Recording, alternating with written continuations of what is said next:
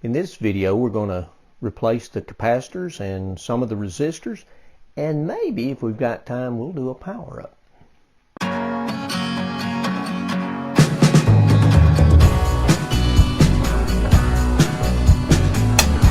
Ouch!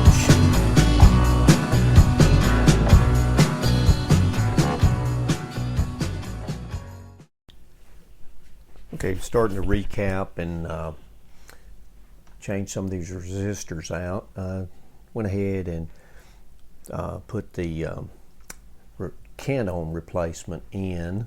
This end is grounded and goes to the ground lug under this capacitor. I went ahead and cut these capacitors loose from the ground on the can ohm, and so we can just replace those out.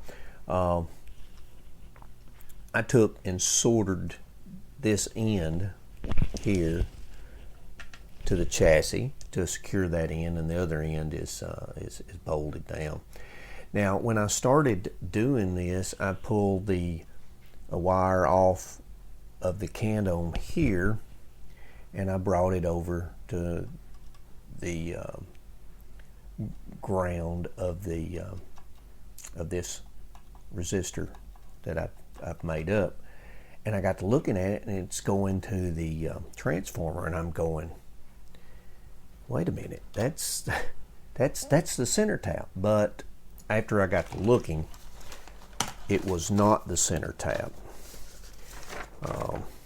As we look here, I was thinking it was this particular one that goes to the negative of the 25 microfarad capacitor. Actually, the one that goes to ground is the filament voltage to the all the tubes except the rectifier. So that's the wire here.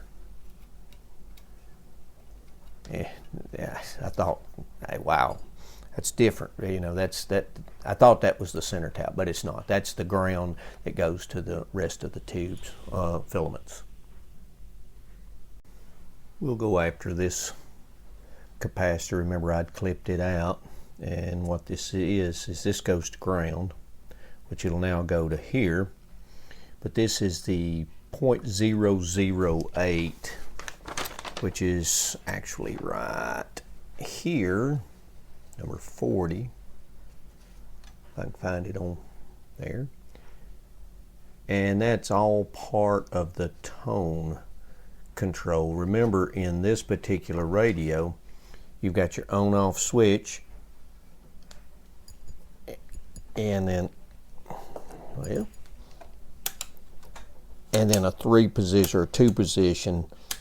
That this is your on-off switch here, and then on the side, it switches in and out several of these capacitors. Here's the switch here, and it switches capacitors, this line to ground and or into here to provide different tones. And this is one of the capacitors. Got these two components, these two capacitors replaced, and going after this resistor and this capacitor. Let me show you something in these older radios. When you go to desolder stuff, especially, I use solder wick. There's a lot of people got a desoldering tool. I don't have one. I just use a desoldering wick. But something I've learned in these older radios is, even with my small pencil, the melting point of the solder back in the 30s was a lot higher than it is today. So I will apply some new solder to it, okay, and it'll help melt the old solder, and so we can take that off a little easier, okay. And so just remember that the older solder has got a higher melting point, so it takes a little harder iron. These small soldering irons are basically used for circuit boards and things like that, but I haven't had that much trouble desoldering with this stuff. So just have to take that loose. I don't want to break that terminal block either. Alright, I have replaced this 1 meg ohm resistor here and also this 0.1 microfarad capacitor here. And it's tied here. This one will go to ground. This one goes to the second terminal of the, and the 1 meg goes to between the 8 ohm and the 33 ohm resistor here. So now I'm going to go and attack this third leg and then bring it up to here to this one. May have to splice this wire to get there, and then we'll go after this, and then we'll have this totally swapped out. Okay, I've cleaned some of this up. Remember I put the canned ohm here. Removed all the wires from the canned ohm, and I need to move that a little bit right there. I don't want that to short out there. Replace the capacitors. If you see this green wire here runs around, I replaced it. It was too short, so I just put a green wire cloth covered in there. Also, if you'll see this yellow with black, that's an extension of the center tap. I just spliced it back here, and I made a yellow with some black traces on it to go up here and connect to this connection. Now, replaced, this was a 3 watt 10K. It was 16K, and so I replaced it with a 5 watt. That's pretty good. It's a little different, isn't it? So this resistor was good, this resistor's good, and so pretty much this side I'm good, and then I've got to go over here. I've got quite a few capacitors to check. Now I got to check, finish checking these resistors and make sure they're okay, and or replace them. And then once we do that, we can wire the speaker back up and maybe try it. When I went to replace this capacitor, it's a 0.05 microfarad. Look at all the stuff.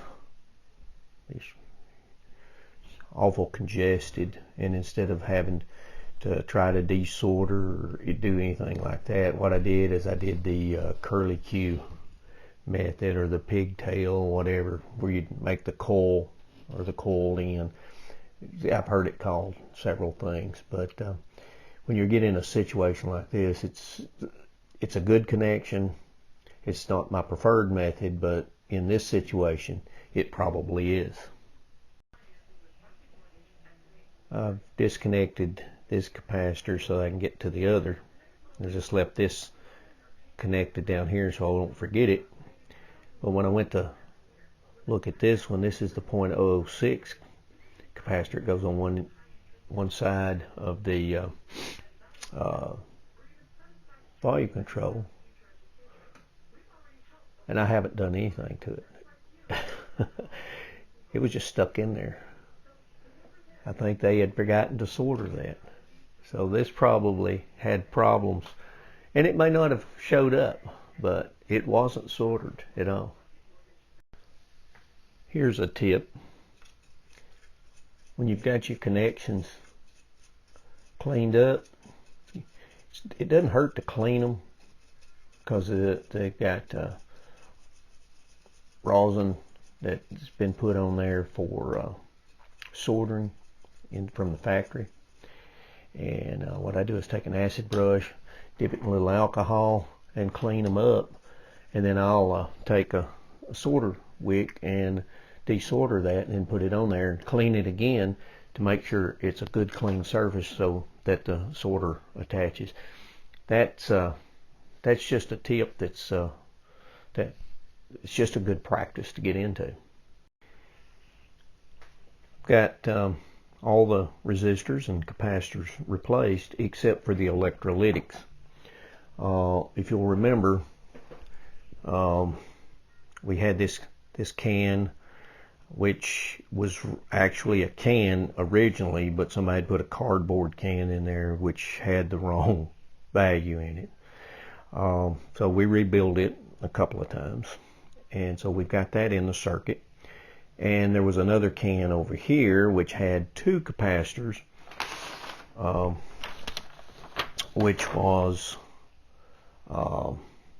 11 A and B. And so, or just 11, right here is 11A, and then number 11's over here, which is a 4 microfarad, and this 11A is an 8 microfarad, which was in this particular can. And if you'll recall, I didn't cover it a whole lot, but those capacitors were in here like this, pretty much. And both the grounds went here, which is a chassis ground here. The 10, this was a 10 and this one was a 16, so whoever replaced these probably put the 10 in the place of the 4, and it came over to this point here, and then this one came over and went to this point right here. You can see where I clipped it off there. So let's take a look at where they're at in the circuit and where we're going to put them back in. All right, let's pick number 11, which is the 4 microfarad, which was this one from here to here. And so the 11 microfarad, maybe we can see good here. I'm sorry, not 11 microfarads, but number 11, which is the 4 microfarads. It came here, it was to chassis ground, which was here. Now, it also connected to this 10,000 ohm resistor, which was number 12. It's between, actually this point, and what you can look at is see other components, how they're tied together. Here's another 10K, and also there's a 5K. So if you can see where these two 10Ks and that 5K, if you can find that junction, that's where that capacitor goes. Okay, let's look here.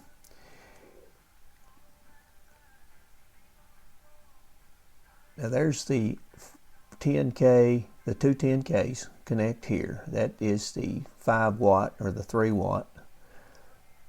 Right here's the 5 watt. There's the other 10K. So there's the junction right there. So if you look, and I can't tell what color wire this was, but it's got a black trace to it. But it runs over here and runs over to this junction right here. Okay, so where's the 5K resistor? Let's see. Okay, there's your two 10Ks. And so now it's connected also to the 5K. So the right here is the 5K, which is connected to that one point there. There's the junction, which is connected to there. So there's the three connected. So the 10 or the 4 microfarad capacitor connected to ground up here and right there. Now right here is another chassis ground. So what if we were to take a 4.7 microfarad capacitor and put it between the ground, the chassis ground here, and that's terminal right there. It's a much smaller package, and I think we can make that work. Now, the other is the 11A, which is here, which is an 8 microfarad. And this goes to the end of the field coil. Remember that we've got a wire that leaves here and goes, because this is the 25 or the 30 or the 25 microfarad, which I put a 33 in, and so the field coil leaves that point, the B plus here, goes to the speaker, and then it returns and it goes to this 8 microfarad. I'll get it right in a minute, guys.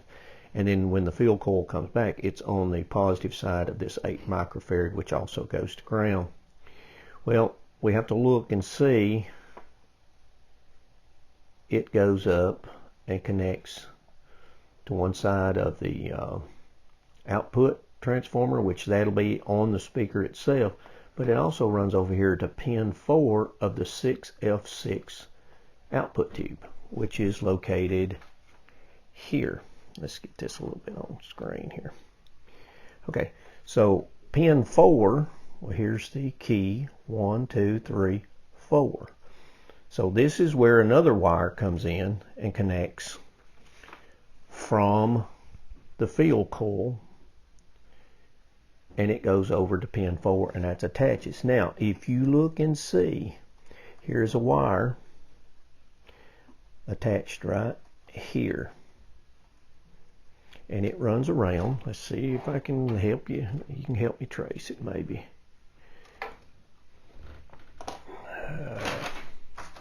So nicely organized. See, here's the wire, and it runs around, and it comes over, and it goes to this point right here, and that's, if you'll remember, that's where this one was connected, right here. So that's an 8, supposed to be an 8, so we're going to replace it with a 10.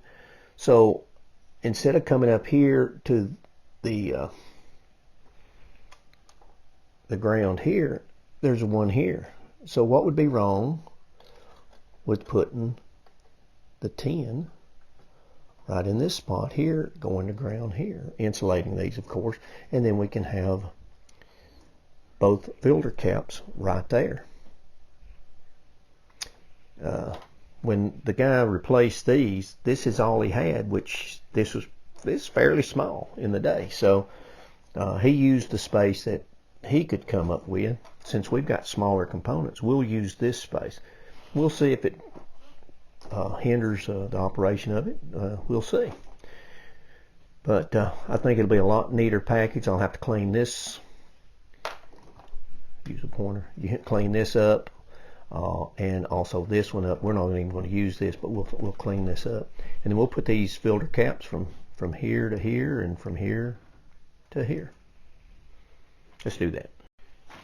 As you can see, I've replaced the electrolytics, cleaned up the connections, and I think I've got everything replaced that needs to be replaced. Now we've got to determine where our speaker goes. So let's look at the schematic, and we'll have to wire the speaker. Let's see.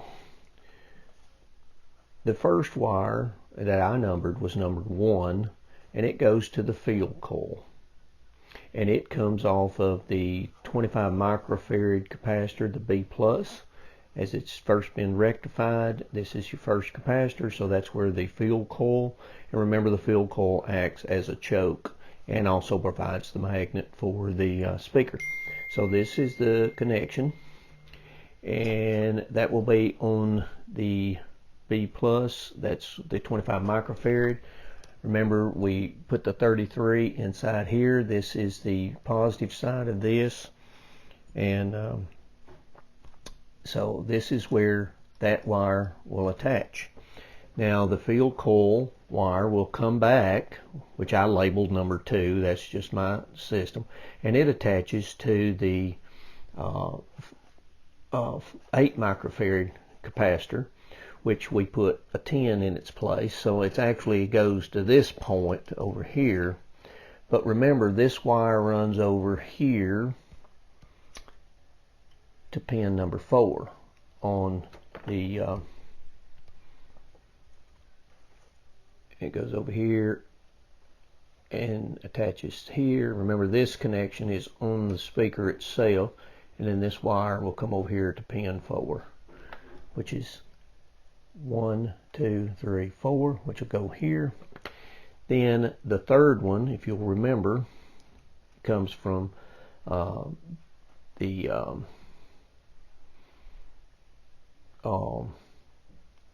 output transformer primary and runs to pin 3 of the output tube, which is 1, 2, 3. So we've got to make a connection here, here, and here with our speaker wire. So I'm going to wire that up. I think I'm going to use some cloth wound, make it so they're a little larger than normal, but this is using cloth.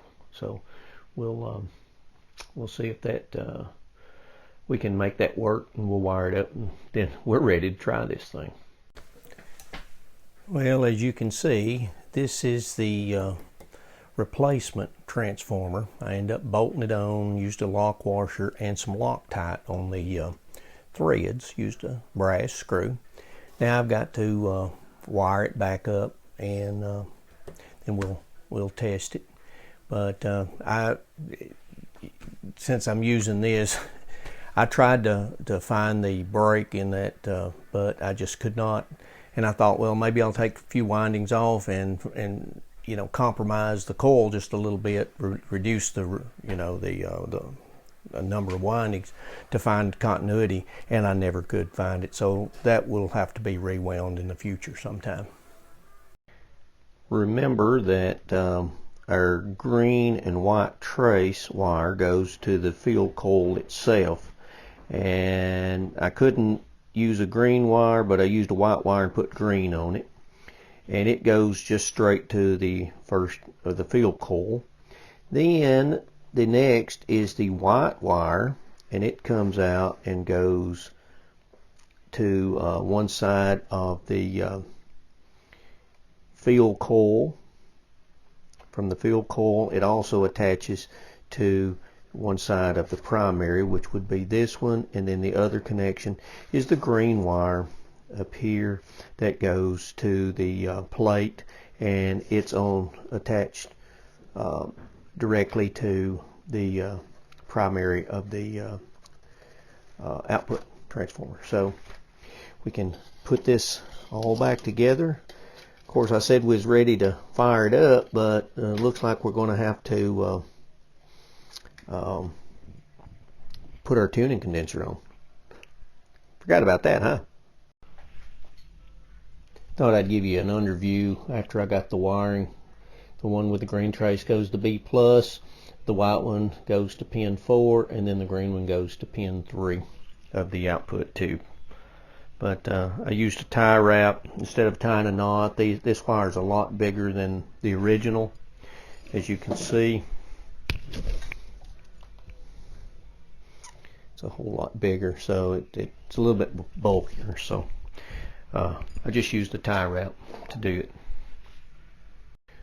We're going to put the tuning condenser back on. I had to trim off this insulation because I remember I had just clipped the wires.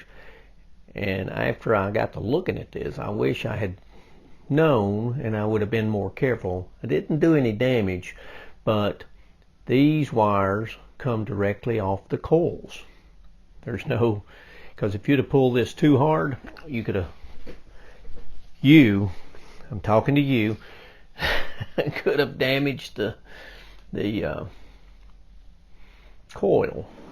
I don't think I did. We'll check it before we get done. Okay, I got the rubber grommets from Renovated Radios, and the way they work is they will go on with that slot in that place right there, and they will go on this way. A lot better shape than those old ones were. And I've already taken the back. If I can get a little more room here.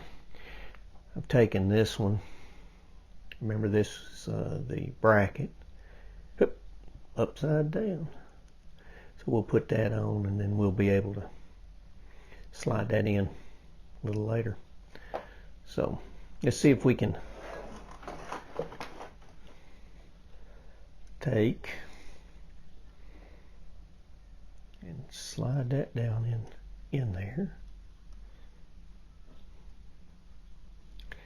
And we may have to take a little screwdriver and just kind of push.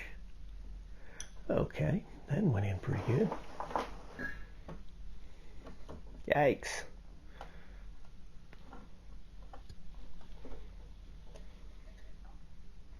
Come on. Come on. As my dad used to say, come on. Still got a little bit more to go. Still got a little bit more to go.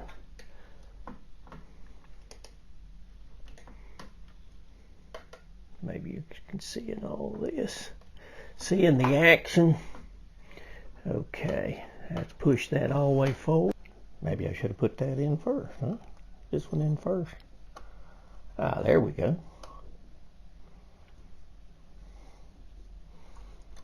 Let's see, let's push this all the way back. And where's my nut driver? We'll see. Ah, the washer fell off. 10 minutes later, I was able to get it started with my finger and then was able to tighten it. Now, got to solder the ground straps back on and the 2 leads, and then I think we're going to be ready. Okay, hopefully I got this back together. And I've just hooked the ground to the lamp so we can see if it'll work. If you remember, it clips on the bracket on the tuning condenser. I've got the voltmeter DC across the that capacitor 45, so maximum right there is going to be 330 volts, so we'll be looking for that. We'll start out on the variac, and it pulls 70 watts, which means that's going to be 600 milliamps perhaps, so we're going to keep an eye on it. I'm optimistic. I've hooked the antenna up, so we'll see. So we'll go fire in the hole, and we'll start increasing the voltage, and I see no current. So what does that mean? Got current. And I have some illumination in the bulb. We're running right at 20 volts, just a little bit of current flow, nothing major. So we're going to proceed up to about 30 or so. We're looking at about 100 milliamps, a little more illumination in the bulb, so it's a good sign. Let's turn our volume up. It's up pretty good. Look like we're getting a little DC over here, which is not a bad thing. Let's go on up to about 60 volts and let it sit there a second or so. Starting to get a little B plus. Right at 200 milliamps, about 190 volts or so. That's ramping up a little bit, closer to 200. And so here we go. Everything's looking pretty good. You can see the filament starting to light. Of course, the bulb, that's a good indication. Still got my cover. Still got my cover. That's going to get in the way. Still got my cover on the speaker. So let's go on up to about 90 volts or so. Now we're looking at about 400 milliamps, which is, that's about in line, be 80% or so. We're looking at about 240 volts.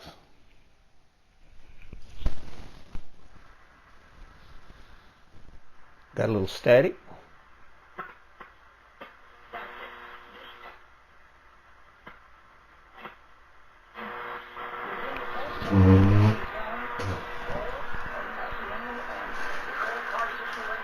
cut that light off.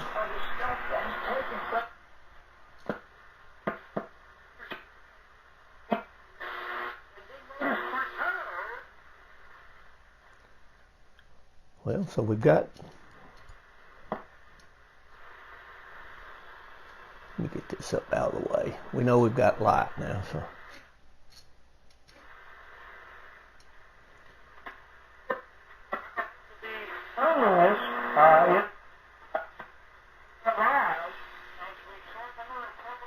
You know, I don't think that's the broadcast band. Maybe this one is.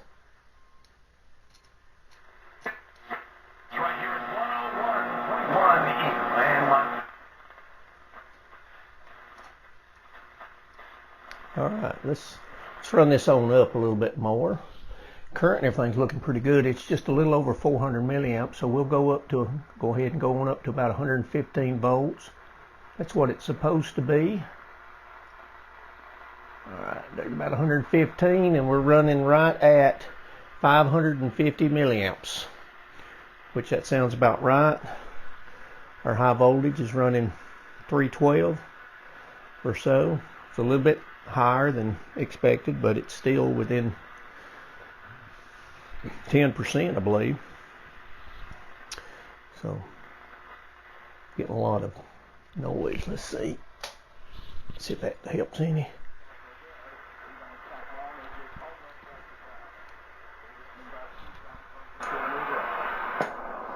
Tone control.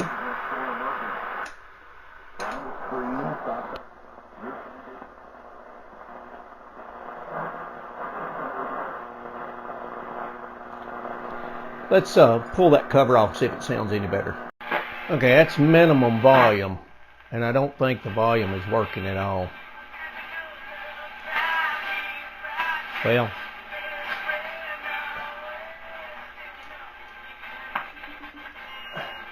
I didn't clean that. I think I'll pull that out and clean it and see. See, I can make it stop altogether. Alright, got a problem in the volume control, but everything else looks in line, so we got to do some troubleshooting, see where we're going with it. I have taken the volume control out and sprayed it. This is the top end of the band. Quite a few. Attach a ground and see if that does anything else for me.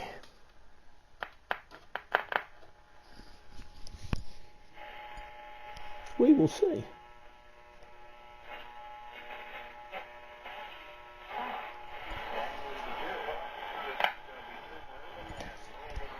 Don't know.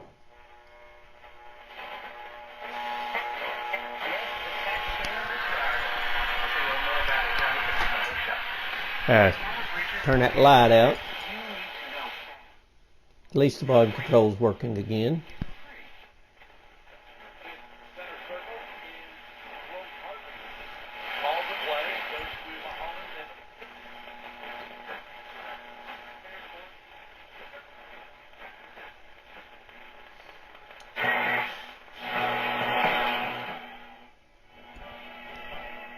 It's the local station.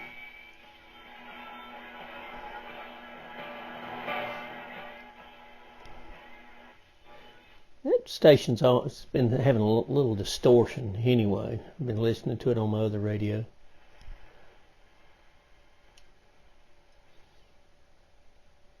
Should be another station down here somewhere.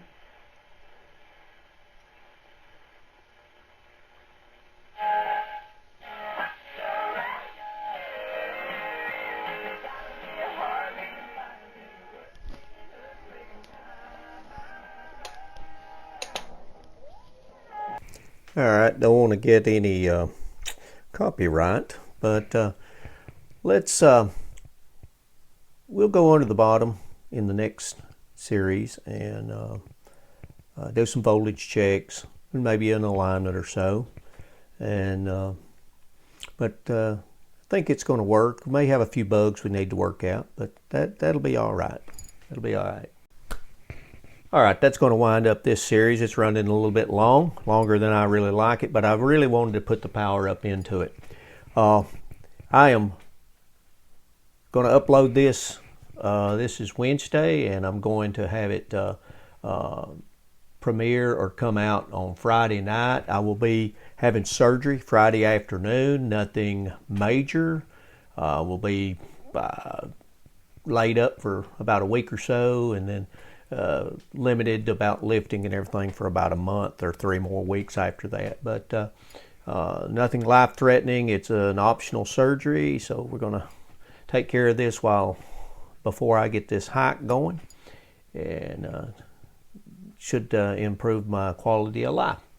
So I've picked up like 12 extra subscribers this past week or so, and it's all because you have hit subscribe and or like this video, and I appreciate it. And I appreciate your comments, so if you would hit the comments and I'll answer them as soon as I can. So from Larry from the hills of Tennessee, thanks for watching.